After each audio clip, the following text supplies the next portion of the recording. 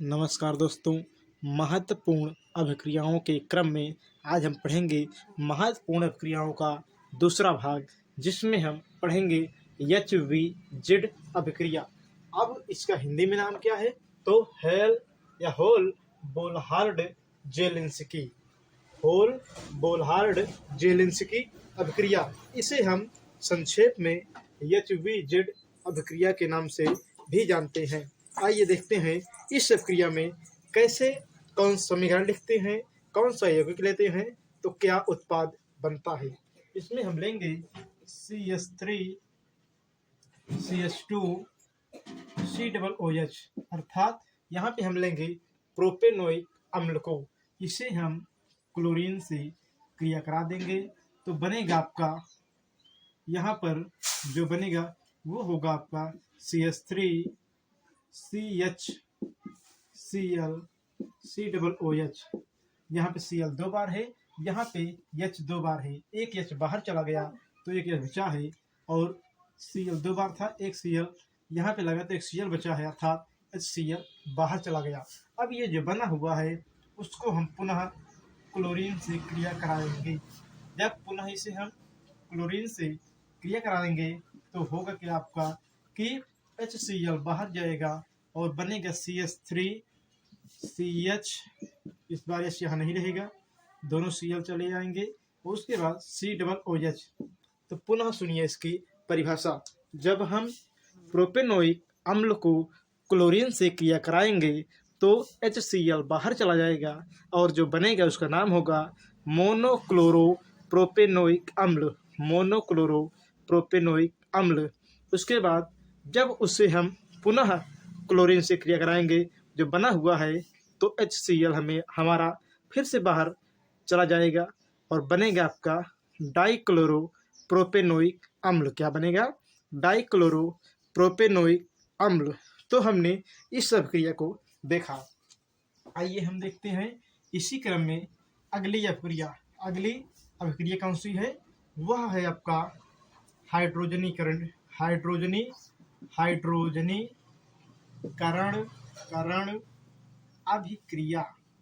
अभिक्रिया। तो देखिए हाइड्रोजनीकरण अभिक्रिया क्या है। आप कहोगे वह अभिक्रिया जिसमें हम वनस्पति तेल को हाइड्रोजन के साथ अपचयित कराते हैं निकिल की उपस्थिति में। हाइड्रोजन के साथ अपचयित कराएंगे निकिल की उपस्थिति में तो ये वनस्पति घी बना लेता है। तो पुनः सुनिए इस परिभाषा को। जब आप कहोगे हाइड्रोजनीकरण अभिक्रिया वह अभिक्रिया है जिसमें हम वनस्पति तेल को हाइड्रोजन के साथ अपचयित कराते हैं निकिल की उपस्थिति में तो वनस्पति घी बनता है। इसी अभिक्रिया को हम क्या कहते हैं? हाइड्रोजनीकरण अभिक्रिया के नाम से जानते हैं या हाइड्रोजनीकरण अभिक्रिया कहते हैं। इसी क्रम में हम अगली अभिक्रिया पढ़ेंगे जो है साबुनीकरण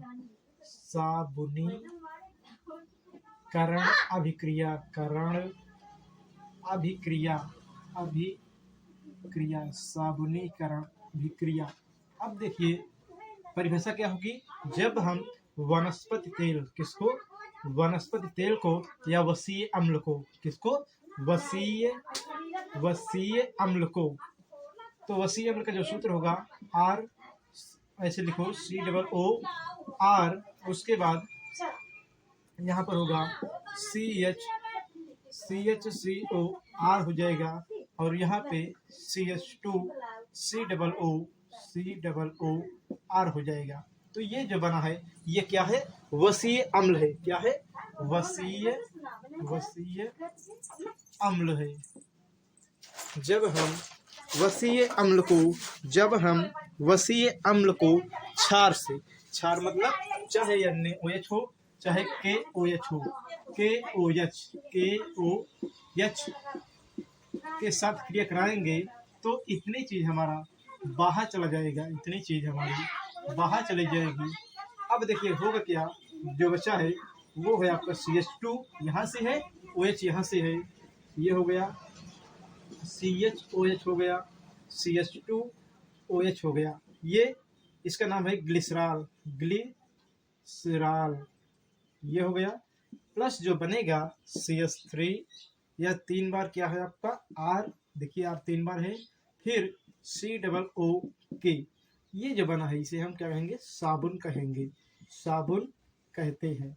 तो सुनिए परिभाषा, जब हम वसीय अम्ल को पोटेशियम हाइड्रोक्साइड के साथ क्रिया कराते हैं तो ग्लिसरॉल बनता है और साबुन बनता है।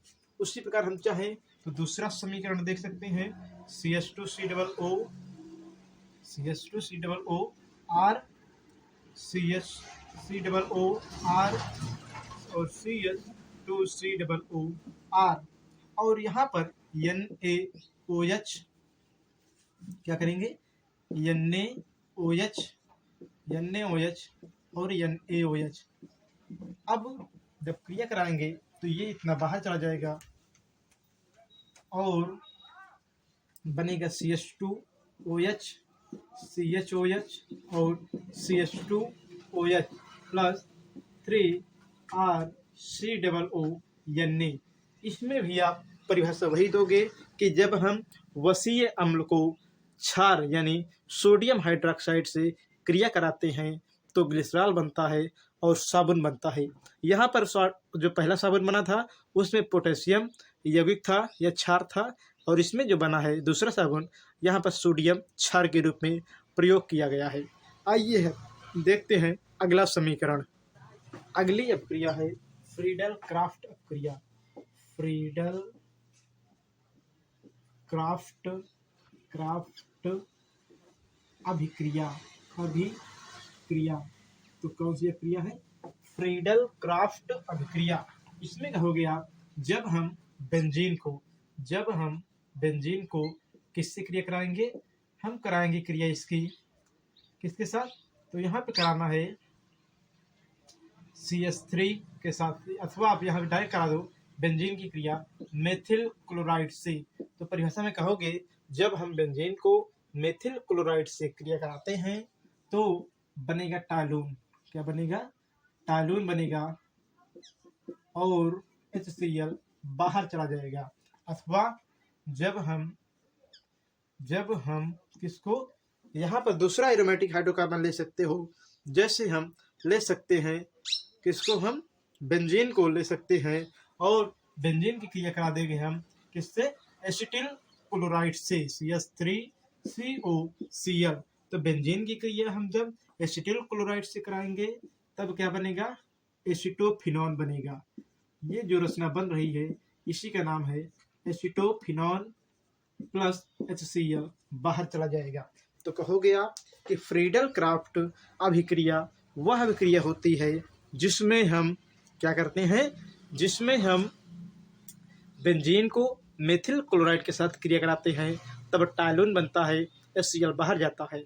अथवा बेंजीन को हम एसिटिल क्लोराइड से क्रिया कराते हैं तब एसिटोफिनॉन बनता है और HCl बाहर जाता है। तो हमने देखा इस अभिक्रिया को। आइए हम देखते हैं राइमर टीमर अभिक्रिया, राइमर टीमर अभिक्रिया को। तो कौन सी अभिक्रिया, राइमर टीमर अभिक्रिया, टीमर अभिक्रिया। तो आप कहोगे राइमर टीमर अभिक्रिया में हम लेंगे फिनाल, क्या लेंगे, फिनाल लेंगे, और फिनाल को हम कराएंगे क्रिया क्लोरोफार्म के साथ क्षार की उपस्थित में, तब ये बनाएगा सैलिसल्डिहाइड, क्या बनाएगा, सैलिसल्डिहाइड बनाएगा। साथ ही साथ 3NaCl बनाएगा और 3H2O बनाएगा, जो माइनस के रूप में यहाँ हम कर देंगे।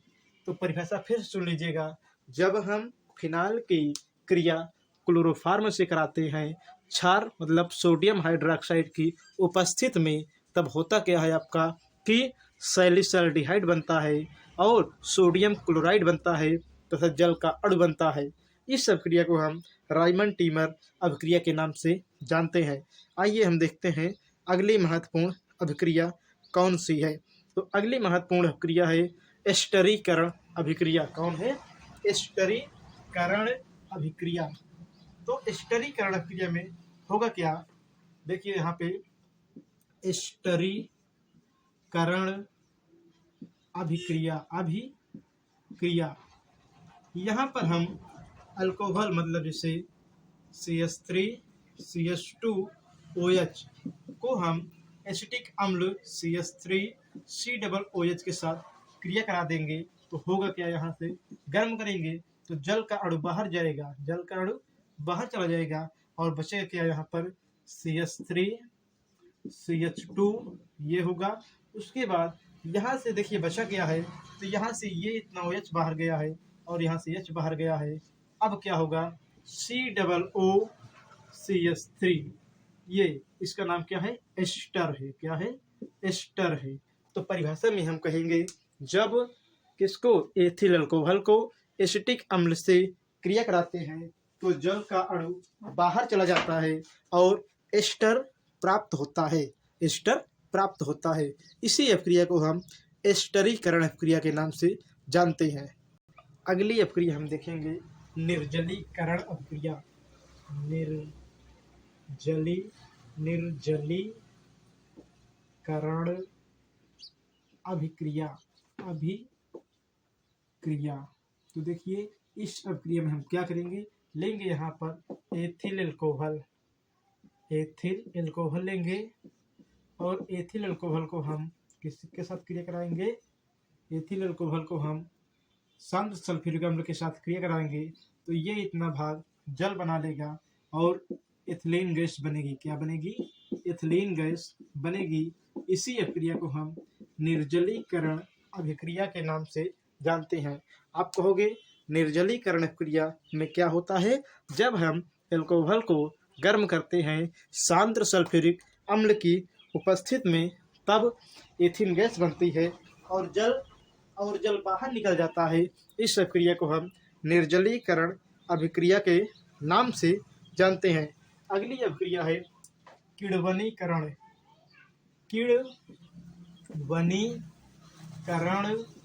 अभिक्रिया। तो आप कहोगे किण्वनीकरण अभिक्रिया के द्वारा अल्कोहल या एसिटिक अम्ल बनाए जाते हैं। आइए हम देखते हैं कि किण्वनीकरण अभिक्रिया क्या है। तो आप कहोगे किण्वनीकरण का मतलब होता है किसी भी कार्बनिक पदार्थ का सड़ना। तो आप कहोगे यहाँ पर किण्वनीकरण को कई तरीके से पूछा गया है, जैसे चीनी से अल्कोहल। तो देखिए यहाँ पर हम लेंगे पहले C12H22O11, इसकी क्रिया हम करा देंगे जल से तो ये क्या करेगा, ये ग्लूकोज के दो अणु को बना लेगा। अब ग्लूकोज के हमने यहाँ पे दो अणु को देखा, अब ग्लूकोज के दो अणु में से एक अणु को हम लाएंगे और उसकी क्रिया हम करा देंगे, किससे, उसकी क्रिया हम करा देंगे इनवर्टेज एंजाइम से। तब ये क्या होगा, 2C2H5OH बना लेगा और साथ ही साथ CO2 गैस बाहर जाएगी। तो इसकी परिभाषा आप कैसे बताएंगे, तो कहेंगे आप कि जब हम किसको, सुक्रोज को जल से क्रिया कराते हैं, जब हम सुक्रोज को जल से क्रिया कराते हैं तो क्या बनता है, तब ग्लूकोज का दो अणु बनता है और उस ग्लूकोज के दो में से एक अणु को लाकर इन्वर्टेज एंजाइम से क्रिया कराते हैं, तब एथिल अल्कोहल बनता है और CO2 गैस बाहर चली जाती है। अगली अपक्रिया देखेंगे हम डाब अभिक्रिया। क्या देखेंगे, डाब अभिक्रिया। यह अभिक्रिया किसके बनाने की प्रसिद्ध विधि है, तो कहोगे आप फिनाल। तो डाब अभिक्रिया द्वारा हम फिनाल को बनाते हैं। तो यहाँ पे हमने लिया है क्लोरोबेंजीन को हम सोडियम हाइड्रोक्साइड के साथ क्रिया कराएंगे, क्रिया कराएंगे तब ये बनाएगा आपका फिनाल। क्या बनाएगा, फिनाल बनाएगा और सोडियम क्लोराइड बाहर चला जाएगा। तो आप कहोगे डाब अभिक्रिया वह अभिक्रिया है जिसमें हम सोडियम हाइड्रोक्साइड के साथ क्लोरोबेंजीन को क्रिया कराते हैं, तब फिनाल बनता है और सोडियम क्लोराइड बाहर चला जाता है। तो हमने इस प्रकार देखा डाब अभिक्रिया को।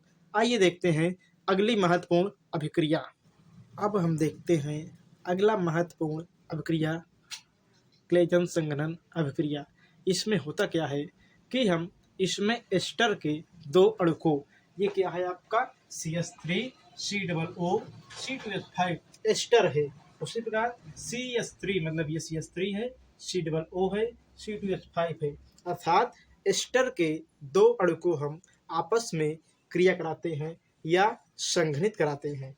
एस्टर के दो अणु को हम आपस में संघनित कराते हैं तब क्या बनता है, तब CH3 CO CH2 COOH C2H5 बनता है। इसका नाम है एथिल एसिटो एसिटेट। क्या है, एथिल एसिटो एसिटेट बनता है और एथिल अल्कोहल बाहर बन कर निकल जाता है। यह एथिल अल्कोहल बनता है और बाहर चला जाता है। देखिए यहाँ से C2H5OH, ये मतलब आपको यहाँ से मिलेगा। तो परिभाषा में आप कहोगे कि जब हम एस्टर के दो अणु को या एथिल एसिटेट के दो अणु को आपस में संघनित कराते हैं तो एथिल एसिटो एसिटेट बनता है और एथिल अल्कोहल बाहर चला जाता है। यह अभिक्रिया क्लेजन संघनन अभिक्रिया के नाम से जानी जाती है। तो हमने देखा इस अभिक्रिया को। आइए हम इसके बाद देखते हैं गैब्रियल थैलामाइड संश्लेषण। ये बहुत महत्वपूर्ण अभिक्रिया है, गैब्रियल थैलामाइड संश्लेषण। यह अभिक्रिया कई बार प्रश्न आया हुआ है कि प्राथमिक एमीन बनाने का समीकरण दीजिए या प्राथमिक एमीन बनाने की निम्न विधियों का वर्णन कीजिए। तो उसमें ये सबसे महत्वपूर्ण अभिक्रिया है गैब्रियल थैलामाइड संश्लेषण। इसमें होता क्या है आपको देखिए, ये है थैलामाइड, ये क्या है, थैलामाइड है। थैलामाइड की क्रिया पोटेशियम हाइड्रोक्साइड से कराते हैं तो जल बन जाता है। क्या होता है, जब थैलामाइड की क्रिया पोटेशियम हाइड्रोक्साइड से कराते हैं तो जल बनता है और पोटेशियम थैलामाइड बनता है। क्या बनेगा, पोटेशियम थैलामाइड बनता है। अब हम पोटेशियम थैलामाइड को एल्किल हैलाइड के साथ क्रिया कराएंगे। RX मतलब एल्किल हैलाइड। अब हम पोटेशियम थैलामाइड को एल्किल हैलाइड के साथ क्रिया कराते हैं तो होता क्या है आपका कि पोटेशियम हैलाइड बाहर चला जाता है, पोटेशियम हैलाइड बाहर चला जाता है और जो बनता है आपका, वो जो बचता है वो होगा आपका एल्किल थैलामाइड। क्या होगा, एल्किल थैलामाइड। अब हम इसे सोडियम हाइड्रोक्साइड के दो अणु से क्रिया कराते हैं। अब हम इसे सोडियम हाइड्रोक्साइड के दो अणु से क्रिया कराते हैं और जब क्रिया कराते हैं तो क्या बनता है, प्राथमिक एमीन बन जाता है। ये हमारा प्राथमिक एमीन बन जाता है और ये शेष कार्बनिक यौगिक बनकर बाहर चला जाता है। इसी अभिक्रिया को हम क्या कहते हैं, गैब्रियल थैलामाइड संश्लेषण अभिक्रिया के नाम से जानते हैं। आइए देखते हैं इस कार्बनिक यौगिक का नाम क्या है। ये जो कार्बनिक यौगिक बना हुआ है इसका नाम है सोडियम थैलेट। क्या है, सोडियम थैलेट इसका नाम है। तो पुनः एक बार समझिए, जब हम थैलामाइड को पोटेशियम हाइड्रोक्साइड के साथ क्रिया कराते हैं तो जल बाहर चला जाता है बन करके और बनता है आपका पोटेशियम थैलामाइड। अब हम इसे किसके साथ, एल्किल हैलाइड के साथ क्रिया कराते हैं तो पोटेशियम हैलाइड बनकर बाहर जाता है और जो बचता है वो बनेगा क्या, एल्किल थैलामाइड। एल्किल थैलामाइड को हम पोटेशियम को सोडियम हाइड्रोक्साइड के दो अणु के साथ क्रिया कराते हैं तो एमीन बनता है। क्या बनता है, तो एमीन बनता है। साथ ही साथ यहाँ पर बनेगा जो आपका सोडियम थैलेट बनकर बाहर चला जाता है। तो हमने देखा कौन सी अभिक्रिया, गैब्रियल थैलामाइड संश्लेषण अभिक्रिया को। आइए हम देखते हैं अगली महत्वपूर्ण अभिक्रिया कौन सी है। महत्वपूर्ण अभिक्रिया के अगले क्रम में हम देखते हैं योगात्मक अभिक्रिया। आप कहोगे कि योगात्मक अभिक्रिया वह अभिक्रिया होती है जिसमें ना तो कोई पदार्थ बनता है और ना ही कोई पदार्थ बनकर बाहर निकलता है, केवल बंध टूटते हैं और आपस में जुड़ते हैं। तो पुनः ध्यान दीजिएगा, आप कहोगे योगात्मक अभिक्रिया वह अभिक्रिया होती है जिसमें न तो छोटे अणु का निर्माण होता है और न ही उनका निष्कासन होता है। प्रश्न आता है छोटे अणु क्या हैं, तो CH3, OH, जल, NH3, HCl आदि। तो आप कहोगे कि योगात्मक अभिक्रिया में न तो छोटे अणु का निर्माण होता है और न ही वे बाहर निकलते हैं। केवल अभिक्रिया में भाग लेने वाले कार्बनिक यौगिकों के बंध आपस में टूटते और जुड़ते हैं। इसे हम क्या नाम देते हैं, इसे ही हम योगात्मक अभिक्रिया का नाम देते हैं। आइए हम समझते हैं कैसे। तो यहाँ पर हम देखते हैं इसका उदाहरण में हम देखेंगे पहले एथिलीन का। ये एथिलीन है और हमने यहाँ पर n माना है। n बराबर आप कोई भी एक संख्या ले सकते हो। ध्यान देना, ये H है, ये H है और यहाँ पर n है। तो आप n बराबर कोई भी अंक ले सकते हो। मान लीजिए n बराबर 3 माना गया, तो ये अगर n बराबर 3 माने हैं तो ऐसे आपको ये चीज़ 3 बार लिख लेनी होगी। पहली बार लिखा आपने, उसी प्रकार दूसरी बार लिखोगे और उसी प्रकार तीसरी बार लिखोगे। यहाँ पर ये हमने इसको 3 बार लिख लिया। अब उसके बाद यहाँ पर देखिए सभी जो आपका एथिलीन बना हुआ है सब में 2 बंध लगा हुआ है। यहाँ पर एक बात का ध्यान देना कि बंध को तोड़ दो, दोनों साइड जोड़ दो। पुनः इस वाक्य को ध्यान से सुनिए, बंध को तोड़ दो, दोनों साइड जोड़ दो। तो बंध को हम यहाँ तोड़ेंगे, एक बंध में 2 इलेक्ट्रॉन, तो आधा यहाँ और आधा यहाँ, ये बंध समाप्त हो गया। उसी प्रकार इसे तोड़ेंगे तो इलेक्ट्रॉन आधा आएगा, मिलकर पूरा बंध बनाएगा और आधा इलेक्ट्रॉन यहाँ जाएगा, बंध ये समाप्त हो जाएगा। उसी प्रकार यहाँ तोड़ेंगे तो यह के पूरा कर लेगा और इलेक्ट्रॉन यहाँ पे बाहर जाएगा।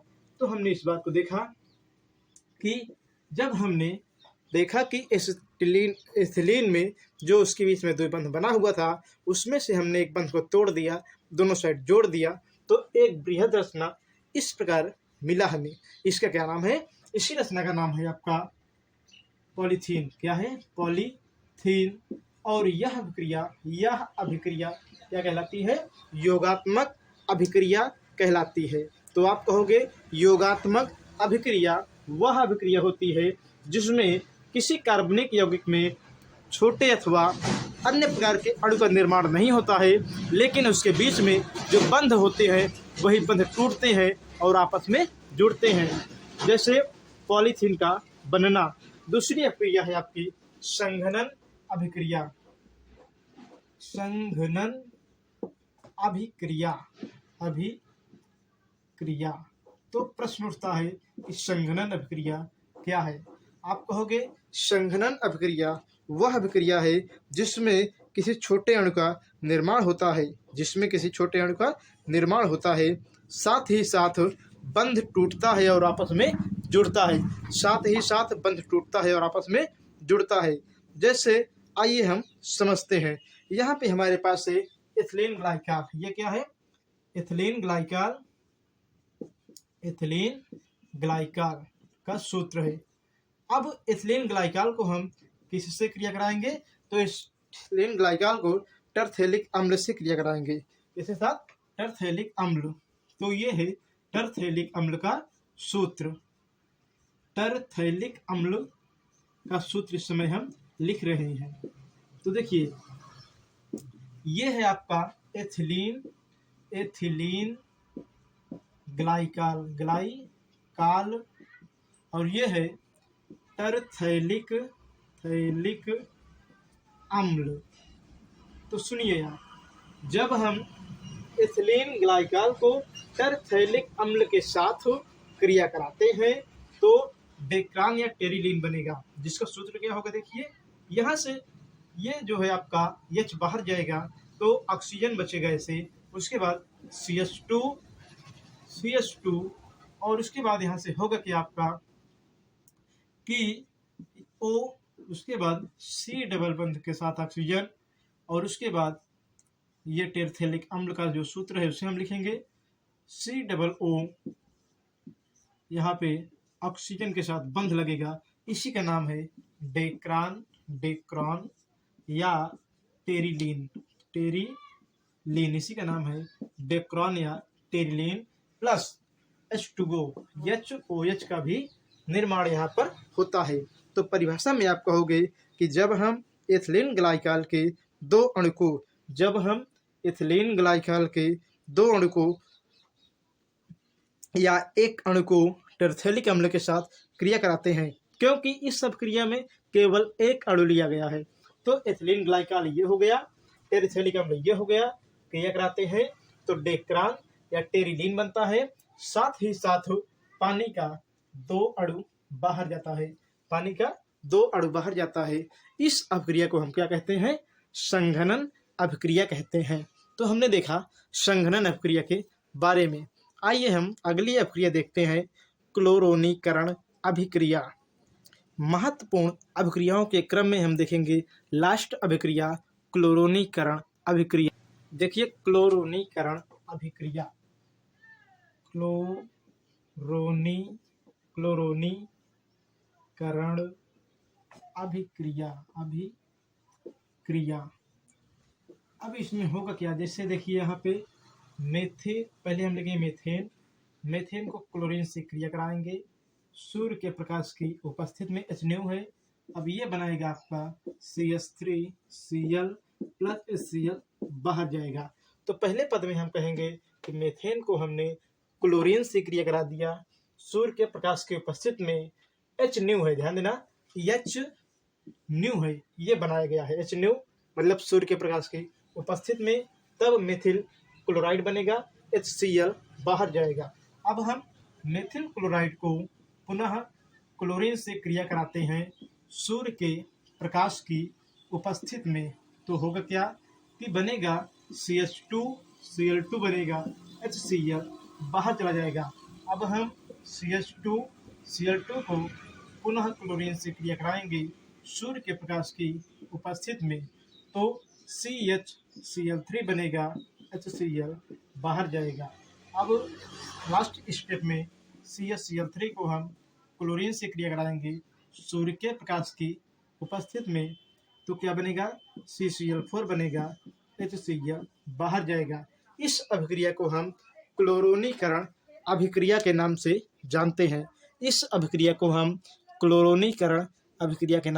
जानते हैं। परिभाषा सुनिए इसकी, परिभाषा क्या होगी? तो आप कहोगे जब हम मेथेन को क्लोरीन से क्रिया कराते हैं सूर्य के प्रकाश की उपस्थिति में, तो मेथिल क्लोराइड बनता है और हाइड्रोजन क्लोराइड या हाइड्रोक्लोरिक अम्ल बाहर निकलता है। उसके बाद मेथिल क्लोराइड को हम पुनः क्लोरीन से सूर्य के प्रकाश की उपस्थिति में क्रिया कराएंगे, तो क्या बनेगा? डाइक्लोरोमेथेन बनेगा, HCl बाहर चला जाएगा।